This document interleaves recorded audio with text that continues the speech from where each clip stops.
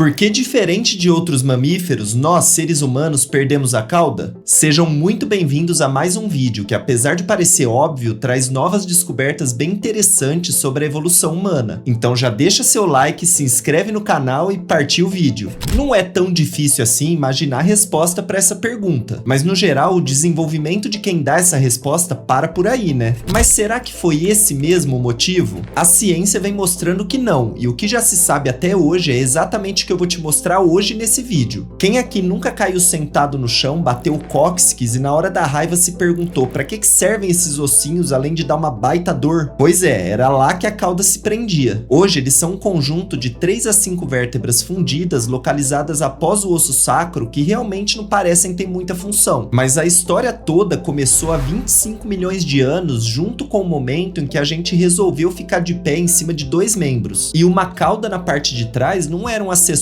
que ajudava muito no equilíbrio. Tanto que os demais primatas superiores, como chimpanzés, gorilas, orangotangos, também perderam. Mas essa perda não foi exclusivamente por esse motivo. Só que foi tão importante que marcou a criação de um novo grupo dentro do grande grupo dos macacos do Velho Mundo. E entender essa divisão é importante para entender a genética por trás disso tudo. Hoje existem mais de 300 espécies de primatas, só que nem todos os primatas são macacos, apesar de todos os macacos serem primatas. No caso dos macacos, existem 2 grandes grupos: os macacos do Velho Mundo, originados na Ásia, Europa e África, e os macacos do Novo Mundo, originados no continente americano. Entre os do Velho Mundo estão os babuínos, mandris, rezos, langures e colobos. E no grupo do Novo Mundo a gente tem os saguis, os macaco-aranha, macaco-prego, macaco barrigudo, bugio. Tá, mas e os seres humanos estão em qual grupo? Pois é, nós seres humanos também somos primatas, só que a gente tá no grupo do Velho Mundo, porque a gente se originou na África, junto com orangotangos, gorilas, chimpanzés, gibões, com quem a gente tem maior grau de parentesco do que com qualquer outra espécie citada anteriormente, tanto que somos os únicos sem cauda dessa galera toda. Além de compartilhar outras características como bipedalismo, polegar opositor, 2 pares de dentes molares de cada lado, unhas nos dedos iguais às nossas, ou seja, nós humanos fazemos parte da ordem dos primatas, só que da família dos hominídeos. E daí a gente já percebe que o nosso grau de parentesco não é baixo, né? Aliás, nesse grupinho que a gente vai chamar de primatas superiores, somos 98% semelhantes, aceite você ou não. E isso faz com que a explicação para a perda da cauda acabe sendo válida para todos que fazem parte dele. Mas vamos falar deles, os genes que causaram isso tudo. Existe uma sequência genética chamada de elemento ALU, que aparece em diversos pontos do nosso DNA. Alguns deles, depois de rastreados, eram classificados como genes saltadores, capazes de mudar de posição dentro do cromossomo e causar alterações nas funções dos genes locais que eles se associavam. Mas alguns desses genes ALU também eram classificados como DNA lixo, pois acreditava-se que eles não tinham função específica dentro do nosso genoma. É como se fossem restos evolutivos que ainda não tinham sido completamente eliminados. Em paralelo a isso, existe uma região chamada TBXT, responsável pelo controle do desenvolvimento da cauda nos mamíferos. Até a 8ª semana de gestação, nós também possuímos cauda, mas ela desaparece a partir daí. E a responsável por esse controle é essa região do nosso DNA. Disso, os cientistas já sabiam, e sabiam também que nessa região residia um elemento ALU, mas todo mundo olhava para ele achando que ele era só mais um gene lixo do nosso DNA. Até que Bo Xia, um pesquisador do Observatório de Regulação Gênica e investigador principal do Instituto Broad do MIT e Harvard, resolveu olhar para ele com outros olhos. Bo percebeu que na região TBXT havia outro gene ALU e que realmente os 2 sozinhos não tinham função. Mas e se os 2 estivessem ali trabalhando juntos? Então ele resolveu testar isso. E esse teste só foi possível graças a uma técnica de manipulação gênica chamada CRISPR-Cas9. Nossa, Pido, tá só piorando. Calma que eu vou explicar. Assim como em animais e plantas, vírus também infectam bactérias, chamados de vírus bacteriófagos. Só que as bactérias têm um sistema todo especial de defesa contra eles que nós não temos. Todos os genes de todos os seres vivos são formados por sequências de bases nitrogenadas representadas por 4 letrinhas, A, T, C e G, vindas dos nomes dessas bases, adenina, timina, citosina e guanina. Como as sequências têm quantidades e ordens diferentes de bases, as combinações podem ser quase infinitas. E é isso que gera tantos genes diferentes em todos os seres vivos. Só que nas bactérias certeza, existe uma sequência de bases que pode ser lida da esquerda para a direita ou da direita para a esquerda que dá no mesmo, um palíndromo genômico. E esse palíndromo aparece várias vezes no DNA da bactéria, em conjunto ou espaçados, de onde vem a sigla CRISPR. Repetições palindrômicas curtas agrupadas e regularmente espaçadas, só que a sigla vem do inglês. Quando o vírus tenta depositar o material genético dele dentro das bactérias, essas sequências, junto com uma proteína chamada Cas9, age como se fosse uma tesoura, cortando esse material genético em vários pedacinhos, fazendo ele perder a capacidade de agir dentro da bactéria. Foi estudando esse recurso que Emmanuelle Carpentier e Jennifer Doudna ganharam o Prêmio Nobel de Química em 2020. Elas perceberam que poderiam usar isso como uma tesoura também no DNA humano, cortando genes de interesse para simples desligamento ou troca por outros, fazendo assim uma edição no genoma. É literalmente uma técnica de corta, copia e cola, fazendo com que qualquer trecho do nosso DNA possa ser editado. Mas voltando para o Bo, ele e seus colaboradores, com o uso da técnica de CRISPR-Cas9, inseriram na região TBXT de camundongos um elemento ALU, que é um animal que possui cauda e, consequentemente, a configuração da região TBXT diferente da nossa. Com a inserção, essa região passou a produzir uma proteína que reduziu o tamanho da cauda dos animais. E quanto mais estimulada, mais proteína produzia e mais curtas se tornavam as caudas das novas gerações de ratinhos. Por fim, o gene ALU não era tão nicho assim, né? E o que a gente tem a ver com isso? Nas primeiras semanas de gestação, nós também possuímos cauda, com 10 a 12 vértebras e o início do desenvolvimento de uma estrutura cartilaginosa, visível apenas entre a quinta e a sexta semanas. Porém, na oitava semana ela desaparece, e é aí que entra o experimento de Bo. Ele pode ajudar a explicar o mecanismo de desaparecimento e por que, em raros casos, isso acaba não acontecendo, gerando crianças com caudas vestigiais, só que na maioria das vezes sem ossos e sem cartilagem. Em quase todos os casos, as crianças nascem com algo que não tem conexão com o sistema nervoso e a coluna vertebral. Ótimo, isso explica como a gente perdeu a cauda. Mas e a resposta do porquê? Ainda continua em aberto. A tendência é a gente pensar que o desaparecimento aconteceu por conta do surgimento do bipedalismo. Mas aí entram em cena Procônsul e Equembo, dois fósseis de primatas encontrados no Quênia com 21 e 18 milhões de anos de idade, respectivamente. Os dois fósseis não possuíam cauda, mas em contrapartida possuíam uma postura horizontal, o que demonstrava que eles ainda caminhavam sobre 4 membros, indicando que a perda da cauda veio antes do ganho da habilidade de caminhar sobre 2 membros. Ou seja, toda aquela ideia de que a perda da cauda se deu para a melhoria do equilíbrio caiu por terra com a descoberta. Inclusive, conceitos paralelos como os de que os músculos da cauda se tornaram os músculos da base pélvica, os músculos do bumbum, também acabaram caindo por terra junto. Mas é importante ressaltar que o fator ALU não é o único responsável por isso. Com certeza existem outros genes envolvidos, mas as descobertas feitas até agora contribuem muito para o entendimento do nosso desenvolvimento embrionário e podem ajudar na compreensão de alterações que ocorrem nesse processo, como a espinha bífida, por exemplo, uma condição congênita que provoca o mau fechamento do tubo neural, que vai gerar mais para frente uma má separação do sistema nervoso e da pele, o que provoca o não fechamento da coluna vertebral no final do processo. Durante o experimento de Bo, vários ratinhos que tiveram o fator ALU inserido desenvolveram espinha bífida, e de uma forma ou de outra, essa inserção representava uma mutação gênica no DNA original dos ratos, só que manipulado de forma proposital. Entender em que momento essa manipulação provocou isso nos animais de laboratório pode ajudar a entender em que momento isso acontece na gente, e quem sabe futuramente poder evitar isso. A perda da cauda não significa apenas a perda de um acessório. Em outros mamíferos, ela faz parte da caça, da defesa, de rituais de acasalamento, enfim, uma gama enorme de funções que influenciam em comportamentos importantíssimos. E na gente, ela pode representar uma mudança drástica nesses comportamentos. Aprender a andar, subir em árvores, se defender, caçar, e mais um monte de outras habilidades que a gente teve que reaprender por conta de uma mutação que pode sim ter nos beneficiado, mas também pode simplesmente não ter feito diferença nenhuma, e por isso permaneceu. E explicar tudo isso é o real desafio. Mas uma coisa é certa, o que se sabe até agora gera uma enorme contribuição na compreensão do desenvolvimento neural dos seres humanos, e pode nos ajudar com diversas doenças e alterações genéticas que nos afetam até hoje. Seja na medicina ou na explicação evolutiva, esse pedaço nosso pode ter mais importância do que a gente imagina. E com certeza tem muita gente trabalhando duro para avançar cada vez mais nas explicações. Para nossa sorte, né? Eu vou ficando por aqui, espero que você tenha gostado do vídeo e que ele tenha te ajudado a entender um pouquinho mais sobre nossas origens. Se você gostou, deixa seu like, não esquece de se inscrever, um forte abraço e até o próximo!